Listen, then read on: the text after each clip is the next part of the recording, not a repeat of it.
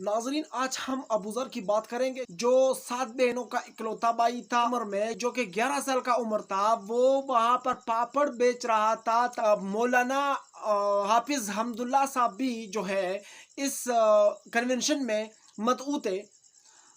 तो इन वक्त जो मतलब कन्वेंशन स्टार्ट होने में 1 घंटा रह गया, सिर्फ 1 घंटा। तो उस वक्त मौलाना हाफिज हमदुल्ला साहब ने क्यों माजूरत की? हजरत मौलाना जमालुद्दीन साहब, जो कि पाटा का अमीर है, उसने खसूसी खिताब करना था इस कन्वेंशन से।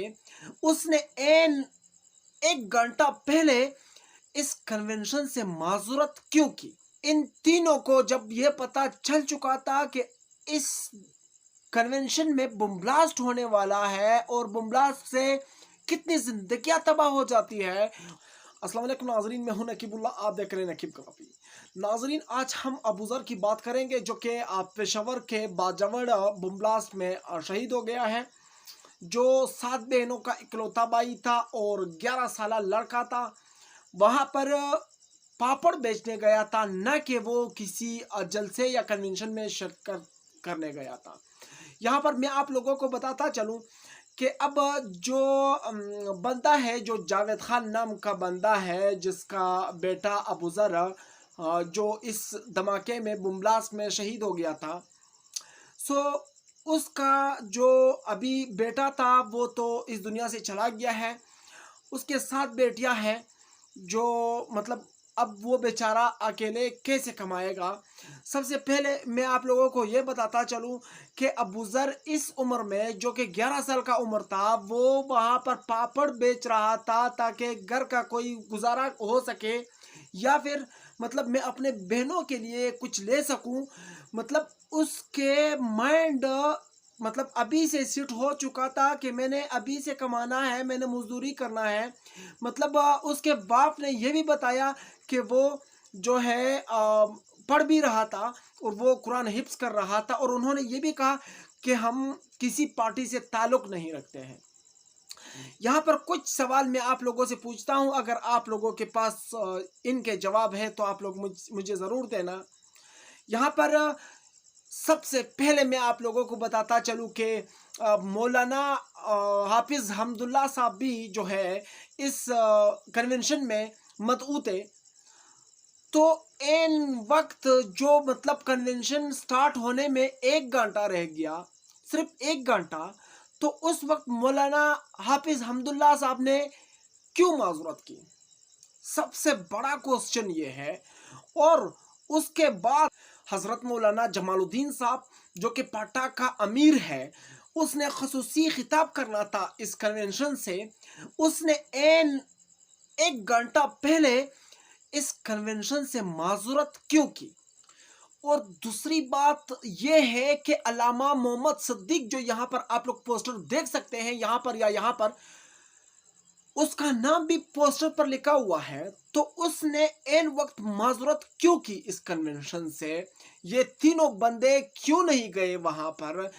मेरे ख्याल में जो मेरे अंदाजे के मुताबिक है कि इनको सबसे पहले पता चल चुका है, मतलब 1 घंटे पहले इनको इत्तला मिल चुकी है कि अगर आप लोग वहां जाओगे तो आप लोगों को भी बम ब्लास्ट में मार दिया जाएगा। यहाँ पर मैं आप लोगों को बताता चलूँ कि एक बहुत बड़ा मौलवी साहब, जो मौलाना ज़ियाउल आजान साहब है, उसको शहीद किया गया इस जलसे में, जो कि वो इस जलसे की सदारत कर रहे थे। यहाँ पर मैं आप लोगों को बताता चलूँ कि जब हाफिज हमदुल्ला या मौलाना जमालुद्दीन या फिर ये जो दूसरा है, इन तीनों को जब यह पता चल चुका था कि इस कन्वेंशन में बम ब्लास्ट होने वाला है और बम ब्लास्ट से कितनी जिंदगियां तबाह हो जाती है, और एक बेटे को माँ बाप पैदा करने में या फिर मतलब उसको बड़ा करने में कितनी तकलीफें उठाते हैं, उसके बावजूद इन्होंने इनका ख्याल भी नहीं रखा। कम से कम इनको आप बोल देते कि यार ये कन्वेंशन जो है आप लोग कैंसिल कर दे, क्योंकि इसमें बम ब्लास्ट होने वाला है या इसमें कोई खतरा है। मतलब कोई ना कोई आप खुद माजूरत करते तो आप उनको भी कहते कि यार इनको कैंसिल कर दो यार। और हैरानगी की बात यह है کہ حافظ حمداللہ اور مولانا جمالدین جو کہ پاٹا کا امیر ہے، یہ دونوں جو ہے پٹھان ہے، اور وہ پٹھانوں کے اوپر بم بلاسٹ دیکھتے ہوئے انہوں نے اس کانفرنس کو، اس کنونشن کو کینسل نہیں کروایا۔ کیوں؟ کیونکہ اب ڈالر کہاں سے آئیں گے؟ تو ڈالر نہیں آنے والے تھے نا۔ مولانا فضل الرحمان صاحب نے ضرور کوئی پیغام دیا ہوگا کہ بے شک آپ کو پتہ چل گیا ہے تو آپ نہ جائیں، لیکن میرے ڈالر میرے پیٹ سے آپ نے مطلب کسی اور نہیں لے کے جانے، کسی اور کی طرف۔ اور حیرانگی کی بات یہ ہے کہ جس دن بلاسٹ ہوا اسی وقت آپ لوگ یہاں پر تصویر دیکھ سکتے ہیں، اسی وقت مولانا فضل الرحمان صاحب اپنے بیٹے مفتی اسد محمود کے ساتھ جو ہے وہ دبئی چلے گئے۔ وہاں پر ضروری میٹنگ ہے، پتہ نہیں کون سے میٹنگ ان لوگوں کے۔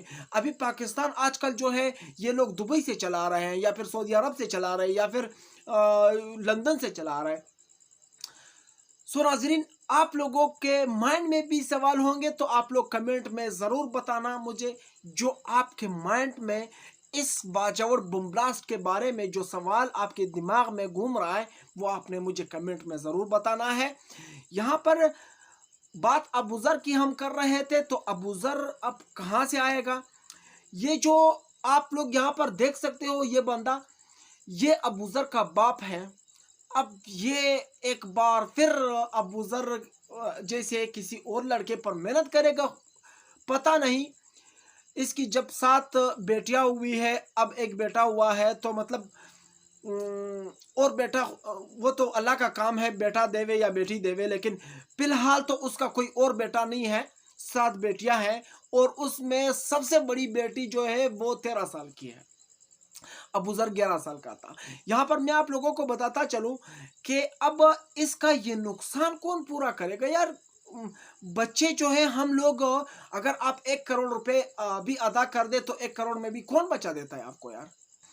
جاوید خان جو کہ ابو ذر کا باپ ہے، وہ کہہ رہا تھا کہ جب میں ٹانک میں مزدوری کر رہا تھا، جب مجھے وہاں پر پتا چلا کہ باجوڑ کا جو صدر مقام ہے خار میں جو کنونشن میں دھماکہ ہوا ہے، تو میں نے فوراً اپنے ولیج کے، اپنے گاؤں کے لوگوں کو کال کیا کہ ایسا کوئی واقعہ ہوا ہے، کوئی نقصان تو نہیں ہوا کسی کو؟ ہمارے کلی والے کہہ رہے تھے کہ نہیں، ہمارے کلی والے جو ہے ان کو کوئی نقصان نہیں ہوا ہے، باہر کے آس پاس لوگوں نے مطلب زیادہ نقصان اٹھایا ہے اس میں۔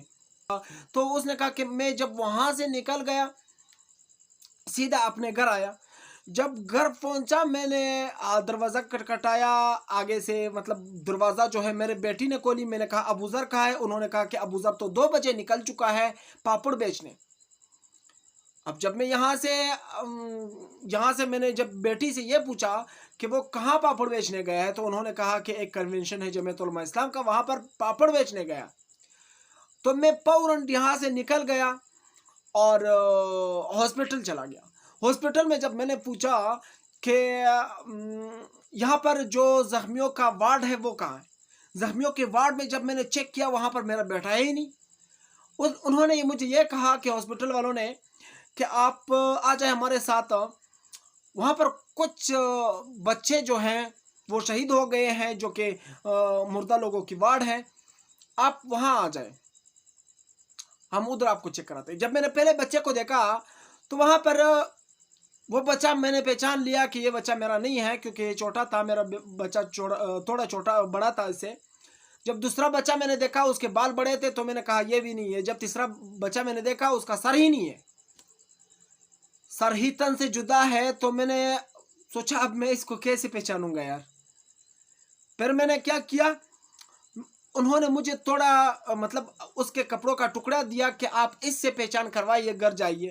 تو میں فوراً اپنے گھر آیا، میں نے اپنے بچوں سے پوچھا کہ ابو ذر کے کپڑے یہی تھے؟ انہوں نے کہا کہ یہی کپڑے تھے جو آپ لے کر آئے ہو، یہی کپڑے ابو ذر نے آج پہن کے گئے تھے۔ تو اس کے بعد میں وہاں گیا، میرے بیٹے کا سر تن سے جدا تھا، سر تھا ہی نہیں۔ اس کے بعد میں نے اپنے بیٹے کو تابوت میں اٹھا کے گھر لے آیا، صرف 15-20 منٹ تک گھر میں رکھا۔ اور وہ بھی اسی لیے تھا کہ میری بیٹیاں اور میری بیوی جو ہے اس تابوت پر ہاتھ پھیرائے اور یہ تو ان کو تسلی مل جائے کہ مطلب ہمارے بیٹے کی یا بھائی کی جو ہے لاش ہمیں مل گئی۔ اس کے بعد انہوں نے یہ بھی کہا کہ ہمارے پاس فاتحہ خوانی کے لیے نہ کوئی پولیس والا، نہ کوئی لیویز والا، نہ کوئی بھی مطلب کسی بھی ادارے والا بندہ ہمارے پاس نہیں آیا ہے، اور نہ کوئی جمعیت علماء اسلام کا ہمارے پاس کوئی آیا ہے۔ اس وقت ہم لوگوں نے جو بھی خرچہ کیا ہے فاتحہ خوانی کا وہ سب ہم نے اپنے جیب سے کیا ہے، ہمارا کسی نے بھی مدد نہیں کیا۔ جانی لوگ، ہم کون سی دنیا میں رہ رہے ہیں مجھے سمجھ نہیں آ رہا ہے۔